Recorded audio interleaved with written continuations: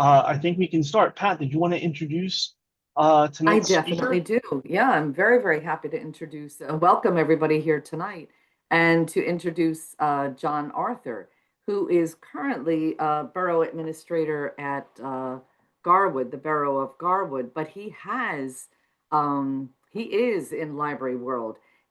Has been the former director of the East Brunswick, Englewood, and the Metuchen Public Libraries, and he holds an MBA from the University of Illinois and an MLIS from Rutgers.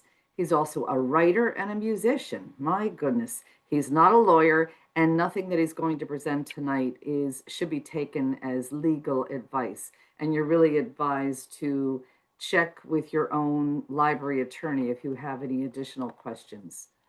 But I would like to welcome John tonight. He did a great session earlier today for directors, and I hope that trustees have a lot of questions as well. So, John, I'll turn it over to you. Yes, thank you very much. The one thing that, and this is, I should have sent this with my bio, is I'm also a qualified purchasing agent, which is something we will talk about throughout tonight's presentation. That is a license that requires a series of classes, and you have to pass an exam, and it does allow, for some different rules for purchasing if you have that license, for anyone on your staff. So thank you all for coming out. If you have some questions, you can type them in the chat. We'll probably take most of them at the end, but if some of them are like really highly relevant to like what I'm currently talking about, we'll probably, maybe jump in with a couple of them as well. So I've got some slides here to share with you to start.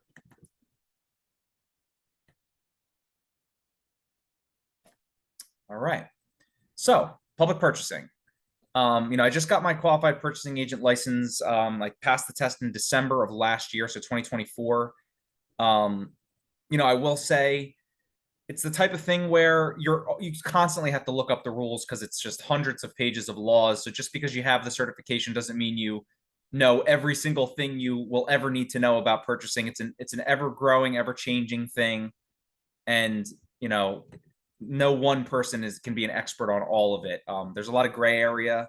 Even two qualified purchasing agents and two lawyers in the same room, they probably have 3 or 4 different opinions about some of the topics that we talk about. So what are the topics? We've got the local public contracts law that basically governs everything public purchasing. It's a very long law with a lot of different chapters. We've got quotes, bids, requests for proposals, requests for qualifications. We've got the lowest responsible and responsive bidder rules, local finance notices, which clarify a lot of these laws and rules and really help us make decisions. State contracts and co-ops, which allow us to make certain purchases in different ways. We'll get into that. National contracts and co-ops, same as the state, you can make different purchases in different ways. But there are even more rules for the national contracts. NJ Start is a database that contains a lot of the state contracts that gets very specific, and we can go through that a little bit as well. Pay to play is another rule that's important. Emergency contracts, a real life example, and a little bit about QPA requirements. So, as I said, there's a lot of laws and rules about public purchasing in New Jersey. New Jersey actually has some of the strictest public finance and purchasing laws in the country. When it comes to budgeting and things like that for a municipality, it's very strict compared to a lot of other states. Most issues that arise, though, aren't so much about knowing the rules and laws, but sometimes about human error, sometimes willful disregard of the rules or laws. There's sometimes some examples of that you could find around the state. I won't call out any particular towns or anything like that, but it does happen. But our auditors look for this stuff. I've had plenty of auditors ask for proof that we've gotten quotes, multiple quotes, proof that we've put things out to bid appropriately, proof that we are going through these processes in a legal and acceptable manner. And if you don't, they will write it up in the audit, and that doesn't look very good for the administration that you're working for or with. So tonight we're going to look at some of those rules, discuss some real life examples, and see some things that we face day to day. So we've got the public contracts law and the administrative code that governs all this. I will quickly show you, there is a comprehensive guide that Rutgers has, and I believe Bob said that the state library has a link to it as well, because of course our libraries are always great about giving us all the resources we need. Yeah, I'll put that link in the chat. Yeah, you know what? It's not loading very well on my computer, so I'll just quickly describe it. Basically, it is a 200-page guide from Rutgers that is really well linked, so that if you need to go through and look at different things, like let's say you want to click on the allowable length of a contract for a vendor who's doing I don't know, roofing or something like that. You can kind of look through the laws and try to figure out, based on what's linked in that Rutgers guide, where to look for that in the laws. I will say, and I'm going to say this a lot tonight, you always have to refer to your own local purchasing agents, your own local attorneys. You know, every instance can be slightly different from another. You just got to make sure, just because, you know, whatever I'm saying, take it with a little bit of a grain of salt and make sure you're double checking, triple checking everything with your own professionals locally in your town.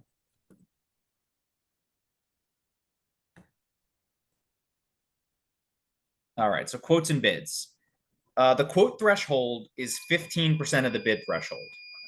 So what the bid threshold is basically the number that if it goes past that for a purchase, you have to put it out for a formal bid. The bid threshold without a qualified purchasing agent is 17,500. With one, as long as approved explicitly by resolution of the governing body, it's 44,000. 15% of the 17,500 is 2,625. 15% of the 44,000 is 6,600. So the bid threshold is, if it goes above that, you have to put it out for formal bid, as in advertising it to the newspaper, putting together a request for proposal, putting through specifications of exactly what you're buying. And that's where people put in bids that have to come in on a certain day and certain time. It's a fair and open process. Everybody's supposed to have a fair shot at it. And ultimately, if everything is submitted correctly, it's supposed to go to the lowest responsible and responsive bidder, which we'll talk about in a little bit. Now, even if there is a qualified purchasing agent on staff or in the town that is willing to serve in that role, the governing body, so you as trustees on a library board, you do have to do a resolution that states that that person is the qualified purchasing agent, and that states what you want the bid threshold to be up to the maximum of 44,000. So you could say, we're not comfortable with 44,000. We want it to be 20,000. You could do that. I think it's pretty rare, but you could do that. That's if you have a qualified purchasing agent available. So if you don't do that resolution, technically you don't have that $44,000 bid threshold. You're supposed to have the resolution to have that threshold. Again, without the qualified purchasing agent, it's 17,500 regardless, and you don't really have control over that. Thresholds are updated every 5 years. This is the 5th year, 2025. Should be happening, I think, almost any day now that these thresholds will theoretically go up. So that comes from somewhere in the governor's office. So we will see if that's going to go up anytime soon.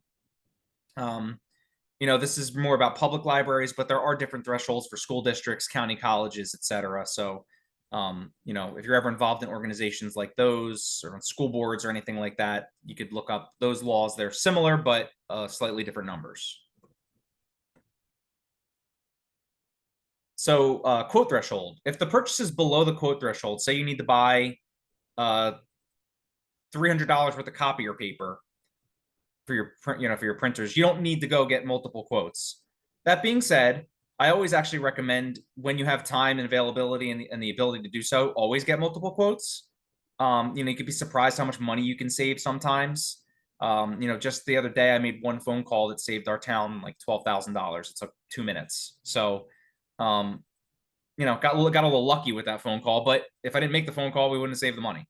So, you know, even like I said, copier paper, you know, even if it's $250 instead of $300, if you do that 100 times a year, make those kinds of decisions, you're saving some money for your library.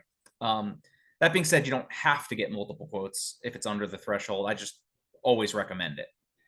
If it's above the quote threshold, it's a 2-quote minimum. Even then, I usually try to go for 3 or 4, because you never know what the best price is going to be. You got to keep a record of the quotes you obtain. They should really be in writing. I have been asked for this during audits. So get your vendors to send those quotes in writing. If they're really resistant, or if you get it just in an email or something like that. So definitely try to get it in writing. The quote should be for the same product or service. If you're doing flooring in your library, you can't get one quote. You shouldn't get one quote that's for vinyl flooring for $30,000, and then another quote that's for carpeting that's for $15,000, and say, all right, well, the carpeting's cheaper than the vinyl from two different vendors. We're going to go with the carpeting. That's not really comparing the same thing to the same thing. You should get two quotes for the carpeting, two quotes for the vinyl. Like, again, I said I'd get 3 or 4, and then make the comparison, because you're comparing the same thing to the same thing. You should even get specific enough that you're comparing the same thickness, the same material. When I do this now, I've done it even before I had a qualified purchasing agent license. I've done enough purchasing that I write it out very specifically to this. I'm making these things up right now. We want, vinyl, luxury vinyl tile at 2/3 of an inch thickness, from one of these manufacturers, and et cetera, et cetera, et cetera. Get very specific, and then they can quote it to exactly your specifications. If it's above the bid threshold, that's where you put together the formal bid package. There's an advertising requirement of at least 10 days in advance of the bid opening in an official newspaper of the contracting unit. Bid openings cannot be on a Monday or any day directly following a state or federal holiday. There's a bit of I don't know if it's a true story, but people like to tell the story that apparently some state legislator was upset about a bid opening happening on a Monday because they couldn't bid on it with their company or something. So they made this rule that you can't do it on a Monday or after a holiday. It has to be in the middle of the week on, not on a holiday, so that everybody has a fair chance at it. That being said, your advertisement needs to say the manner of submitting, sealed bid package, method of receiving. Do you want it only by mail? Do you want them to, we ask people to include actually flash drives with all the information on it, so we can very quickly and easily send it to all of our mayor and council. Time and place, very specific. We put in our council chambers at 11 a.m. on July 1st. When we open those bids, we read them aloud. We say X vendor for flooring bid $48,000. Vendor B bid $52,000. These are all public documents. Sometimes the vendors want to come around and take pictures of everybody else's bids. We let them. If they ask for it in an Open Public Records Act request, they're going to get it anyway. And the reason they want it, obviously, is so that they can more competitively bid next time. But it's public information. Once it's submitted to a public entity such as a library or a municipality, it's a public document. Contract must be awarded by the governing body. So in your case, the library board, after a bid is received, would vote. That resolution should say the amount, should say the length of the contract, should have things like the vendor's address. There's a lot of examples of the resolutions. And I would say always have a good relationship with your municipal clerk in town.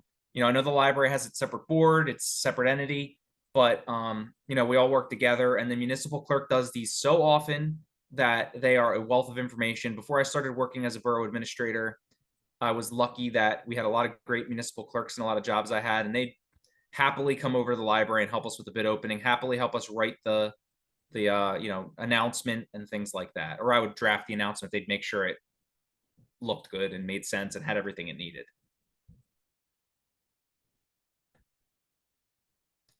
So request for proposal and request for qualifications, we kind of throw these terms around, but there are some slight differences. A request for proposal generally is used for like a specific project. So that's my example. I keep using flooring because I've done a lot of flooring projects in the past couple of years. So the example is you put in the specifications, you want that vinyl tile at a certain thickness or whatever. It's X numbers of square feet in the building. It's we want these colors or manufacturers, and usually when you pick a manufacturer, you say something like or equivalent, because you can't just say I only want this manufacturer. If it's the same material, it's the same equivalent quality, then it shouldn't matter. That usually comes in as like a specific amount. Again, like the flooring vendor might say 55,000. The other one says 52,000. RFQs are generally requests for qualifications. Use that more for like a library board attorney, a labor attorney, an engineering service where maybe it's not a fixed cost. Maybe it's the attorney just kind of sends their resumes in for their firm and they say, all right, our fee is $225 an hour for libraries, and you pick from those. So the difference there is that's professional services, so it's a 1-year contract, whereas other types of contracts can be a little bit longer. This is a term that anyone who's been around lowest responsible, responsive bidder, anyone who's been around public service or administration has heard many times. I'll just read you what the law says, what the statute says for responsible. So what they define responsible as is responsible means able to complete the contract in accordance with its requirements, including but not limited to requirements pertaining to experience, moral integrity, operating capacity, financial capacity, credit, and workforce, equipment, and facilities available. Basically, can they actually do the job? Can they meet the requirements? Are they honestly representing their firm correctly? If they bid on a project that needs 30 workers and you find out they've only got 2 employees and they don't even have a forklift, but they need one, that's not really a responsible bid. You can't deem a vendor not responsible based on another organization's past experience. So I will use the town I live in, Summit, and one of our neighboring towns where I used to work, Chatham. If Summit calls Chatham and Chatham says, oh, don't work with them, they're terrible, they did a terrible job, but they're the lowest responsible and responsive bidder, you can't reject their bid based on Chatham's bad experience if you're in Summit. However, you can reject their bid based on your own past experience with that vendor if you've had a bad past experience with them. But you have to document it really well, because people sue over this kind of thing, because if they're the lowest responsible and responsive bidder, they really should be getting the contract by law.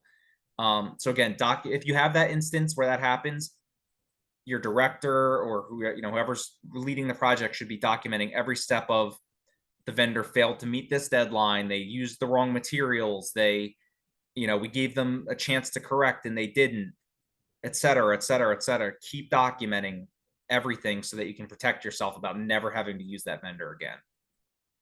Responsive means conforming in all material respects to the terms and conditions, specifications, legal requirements, and other provisions of the request. That's things like, there's a lot of examples, but when a vendor fills out these bid applications, they have to put things like, there are New Jersey state laws that say a business can't do business with certain countries, and if they do, they can't bid on contracts in New Jersey. It might be that they have legal requirements like a public works contractor. A public works contractor needs to have a certification through the state. They might not have that. If they don't have that and you need that for that project, then that's not responsive. There's different types of errors in these bid packages. A fatal error are missing documents that automatically eliminate a bidder. And those, you'd have to look at the statutes of what those are. I'm not going to list those, but if you get in that situation, that's where you really look through it and probably talk to your attorney about it. A non-fatal error are missing documents from requests that can be provided or corrected after the fact. So something like whether they have a New Jersey business registration certificate, if they forget to put that in their bid package, it doesn't mean you eliminate their bid. I believe for that one, they do have the ability to send it after the fact, but they do have to send it before the contract's actually awarded and the work starts. Local finance notices. So the New Jersey Department of Community Affairs puts out these local finance notices. There's years worth of them. They're about finance rules. They're about purchasing rules. They're very helpful when you need them. So, I went from I was a library director until about a year and a half ago. And then I became a borough administrator. I had been a director in actually 4 different libraries the 10 years prior to that. And I had never had to use a national co-op before. So for my first time using a national co-op for purchasing, I had to really dig into the local finance notice because there's a lot of different rules for using a national co-op for purchasing. So we bought a garbage truck from the national co-op, and you have to prove that using the national co-op is going to save your entity money. You have to write that all out. You have to advertise the contract from the national co-op on, I think, your website at least, for, I believe, 10 days before you actually make the purchase, before your governing body votes on it. You know, you have to have the resolution written in certain ways. And, you know, it's good to have that local finance notice for me to have a step-by-step guide of doing this correctly. And we've now used national co-ops a few different times. And what I mean by national co-op is basically the national co-op gets all these bids from vendors, so you don't have to do the bid. They've already pre-bid everything. And New Jersey allows us to use national co-ops, I believe, only when those national co-ops adhere to the standards that New Jersey sets, and certain ones do. As long as they meet those standards, and, you know, as long as you're a member of the co-op, which usually only takes a resolution just saying we want to be a member, and you send it to them and they approve it, then you can use a national co-op. State co-ops are a little different. State contracts and co-ops are, you know, not national. They are New Jersey state, and sometimes they're run by counties or by various different entities. Like there's Bergen Bids run by Bergen County. You don't have to be in Bergen County to be a part of it. Garwood is a part of it. I think like Atlantic City's a part of it. So they're about as far away from Bergen County as you can get almost, unless you're Cape May. So, you know, state contracts and co-ops can exceed the bid threshold since they're already been publicly bid through a process of obtaining state contract or co-op contract. But the governing body still needs to approve the purchase, and your organization needs to be a part of the co-op in order to get the pricing from that co-op. And it's usually just a resolution or maybe a form you have to fill out to get into the co-op. National co-ops, kind of went over this already.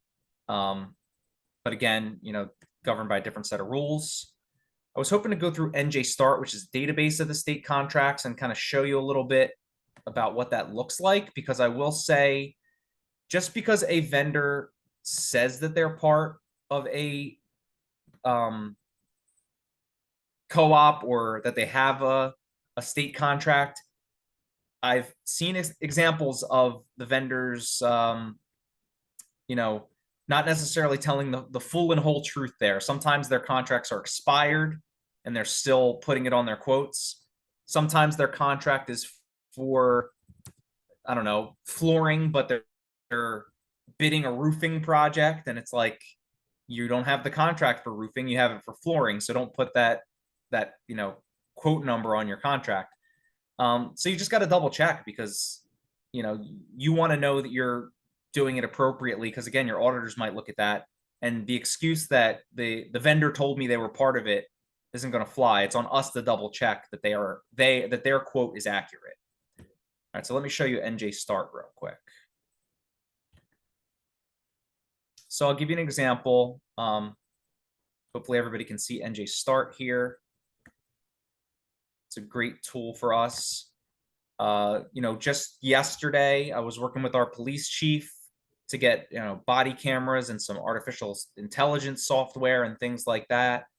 So I just double checked the quote before, you know, we put it on for our council agenda, just to make sure. The vendor was called Axon, so I searched for them.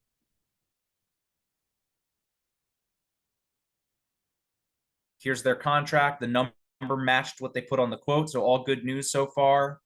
You know, everything matched up. Clicked on that. And you could do this for any vendor. I know you as trustees aren't necessarily doing this, but I mean, you want to know that your professionals are doing their due diligence. You can see there's a lot of contract extensions and different dates. You know, this bottom one here I looked at, that showed that they're extended through 2026. So that checked the box. Okay, they're good. Their contract is current. I know that. You know, I looked through the actual contract, which I'm not going to make us do now because it's very long. But, you know, that's where I was able to use my Control F function and search for different things, and find that, yes, they do have the contract for body cams, for police body cams. And yes, they do have these different things that we needed. And, you know, they checked all the boxes. This was good news. Their quote was legit. And we, you know, I can't make any promises because it's up to the mayor and council at this point, but essentially I'm confident that I can put it before my mayor and council and say they actually have a state contract and we are permitted to make this purchase. And ultimately, then it's up to the governing body after that. So that's one thing where, again, I'm not just saying that to be extra diligence, but I've actually seen vendors not telling the whole truth with their quotes and bids. Pay to play is slightly different from the bid threshold. The number's the same as the bid threshold, 17,500. That's whether you have a qualified purchasing agent or not. Pay to play is mostly about things like campaign contributions. What they really don't want to see is someone basically buying public contracts through campaign contributions and things like that. Recent changes make it so that campaign contributions in excess of $200 are reportable. It's down from $300, but it changes the rules a little bit.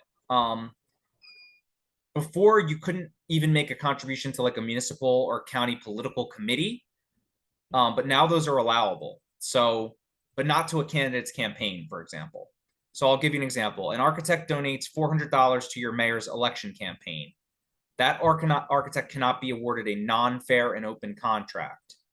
But if the architect only donates $400 to the county Democratic or Republican committee, for example, then they can be awarded a non-fair and open contract. The difference being the donation went to the county committee, not to the campaign to reelect Mayor John Arthur.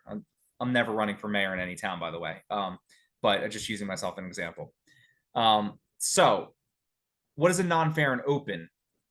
That basically means there's no formal bid, RFQ, or RFP process. The vendor's basically just appointed by the governing body by resolution.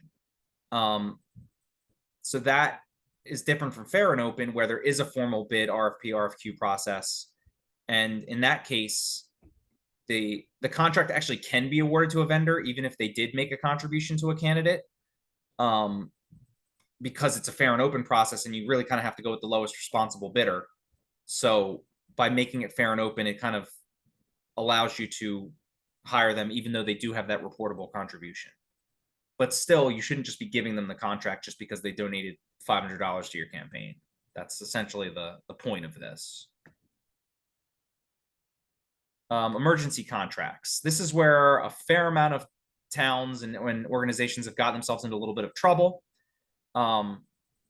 For it to be an emergency contract, it must affect the public health, safety, or welfare, and requires the immediate delivery of goods or the performance of services.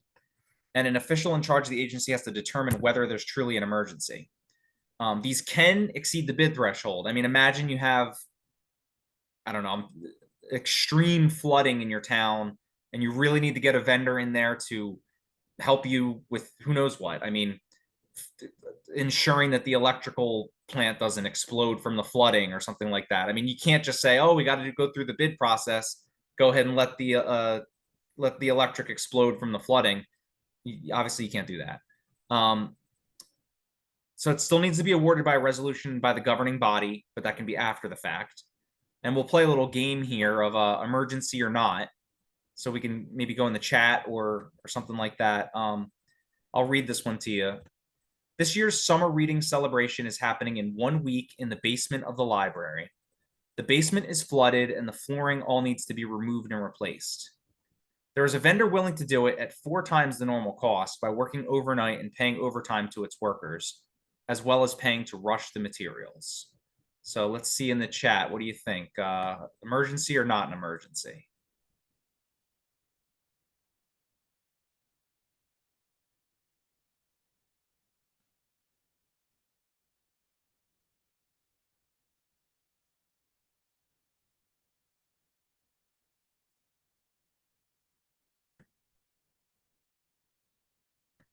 All right, we got no, not an emergency, not an emergency. I think I made these a little too easy, but that's all right.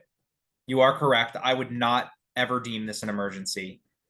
You know, it might feel like an emergency. I actually was a children's librarian before I was a director, and you do so much planning for that summer reading festival that it's emotionally you're emotionally invested in it, and it can definitely feel like an emergency when something like that happens. But yes, you can postpone it.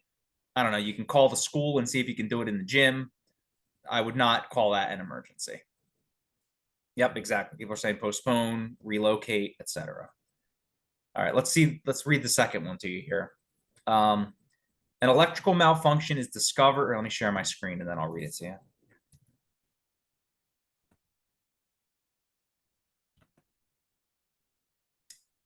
An electrical malfunction is discovered in the electrical system at the library. This electrical malfunction significantly increases the chance of a fire in the building. Small town library and the library and police department are connected. Even if you close the library, you need to keep the circuit on to power the police station. One electrician can do the work quickly at an increased cost. Another can do it for less, but not for a few weeks. What do you think about this one?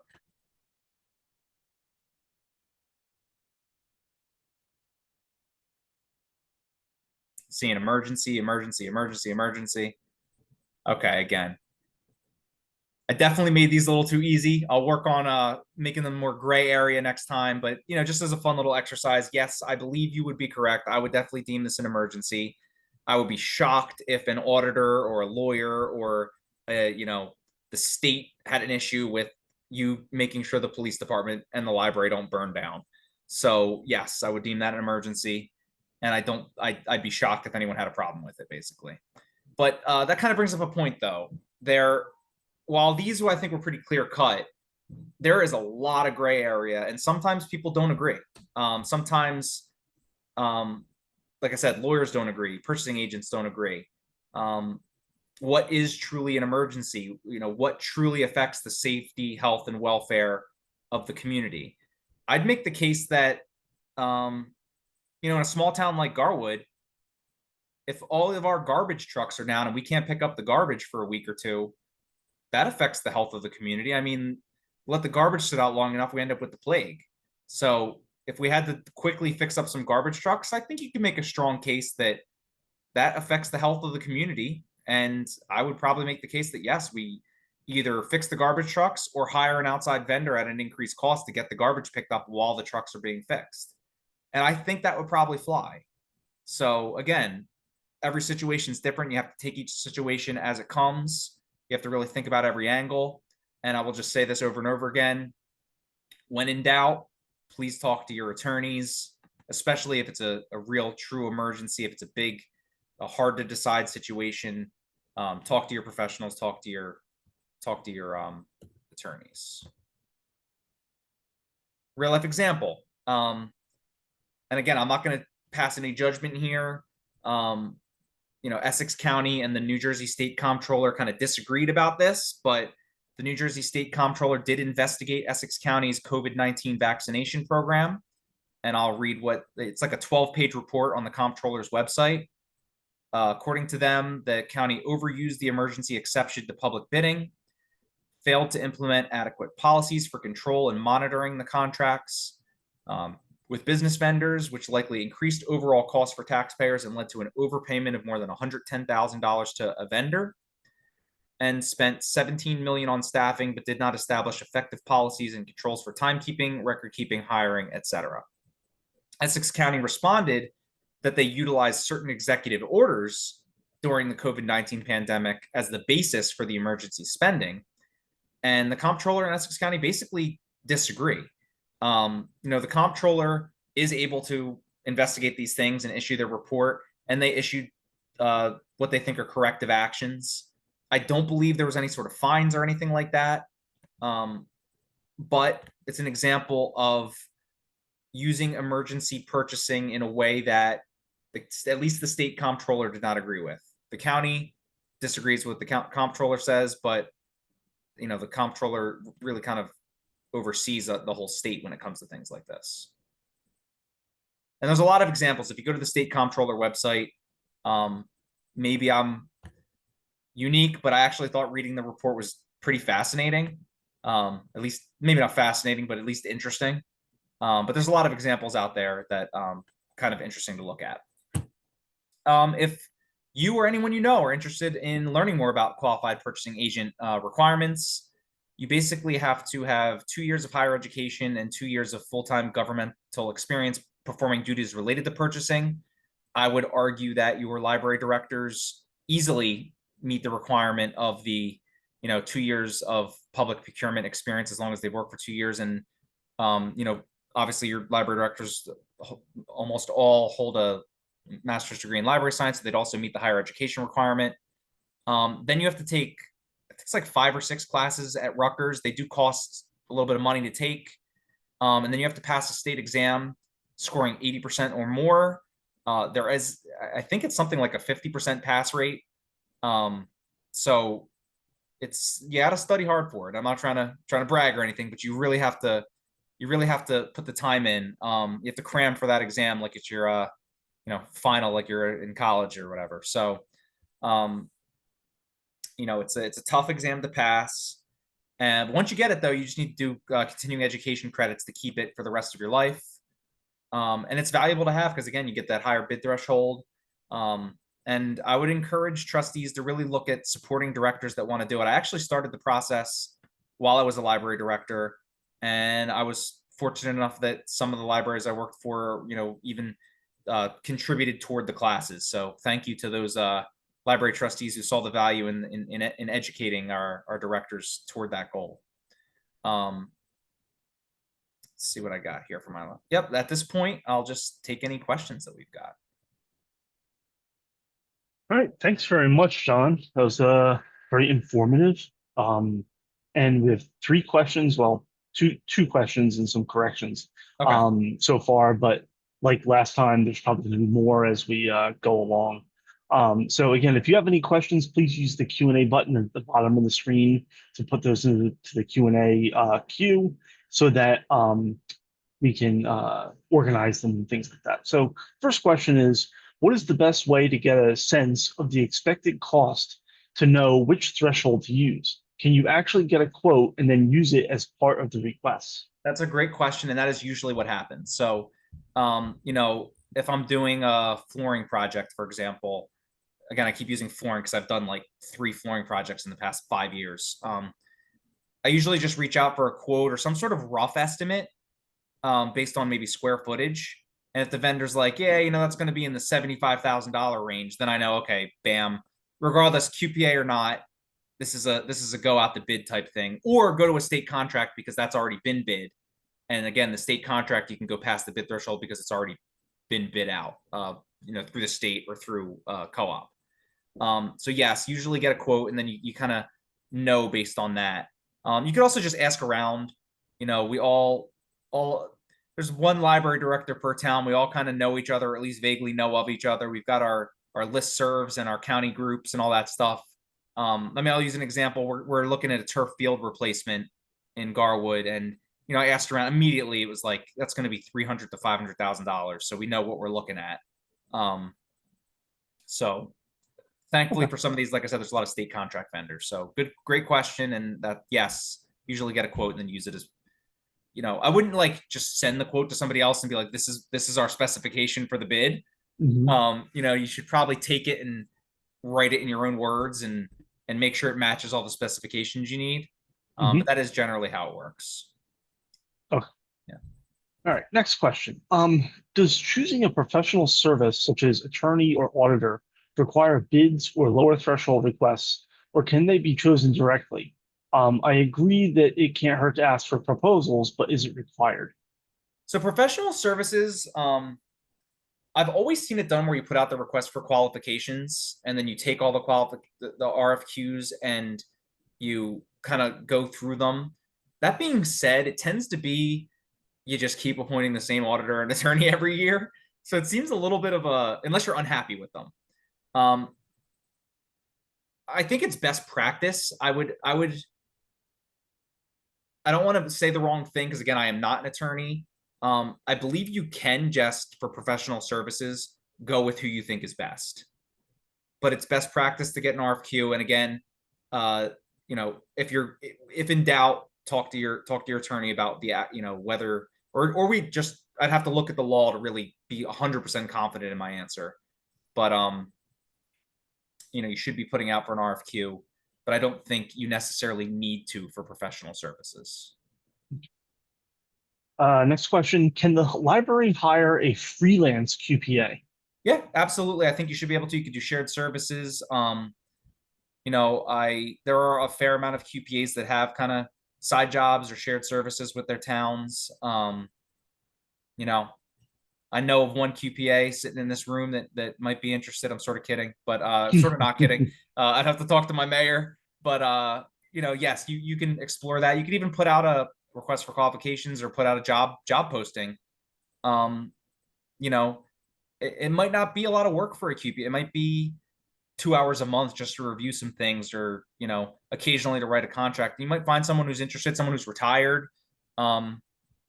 Or again, if their bosses at their job are okay with them, you know, doing some extra work or doing it as a shared service too, then yes, that is an option. Next question is, what do you do when you have a job that you can't get 3 bids on, or you get bids for only part of the job? So for bids, as long as you put it out appropriately and advertise it, then you can actually, even if you only get 1 bid, you can go with that bid, as long as you do everything correctly. For quotes, as long as you try to get 2 quotes, genuinely try to get 2 quotes and document that you've tried to get 2 quotes, then you can go with 1 quote if no one else will quote it. So let's say you're trying to do something very unique that only one vendor really knows how to do, and you're searching and searching, and you try 5 different vendors, and they all say, yeah, I can't really do that. I don't have time. I don't have the ability. I've had that happen before, where I'll put together a spreadsheet that just says vendor 1 gave a quote of $5,000, vendor 2 declined, vendor 3 declined, vendor 4 declined. Then I'll even put, oh, we have an attorney saying the library can't do a shared services. Oh, I'm not saying between the municipal library and that its own municipality. But you could probably do shared services between the library and another unit, couldn't you? If I'm mistaken there, then you probably just have to hire the QPA directly as an employee. So thank you for that clarification in the chat. But I don't see why you couldn't hire someone as a part-time employee. I mean, you can hire anybody you want as a part-time employee. But going back to the quotes and the bids, you just have to genuinely try to get the quotes and document that you've tried. And same with the bids, you just have to put it out correctly. And then, you know, as long as you get the bids correctly, then you can go with the lowest bid. Okay. Next question is the bid threshold limit for a year or per transaction? That's a great one.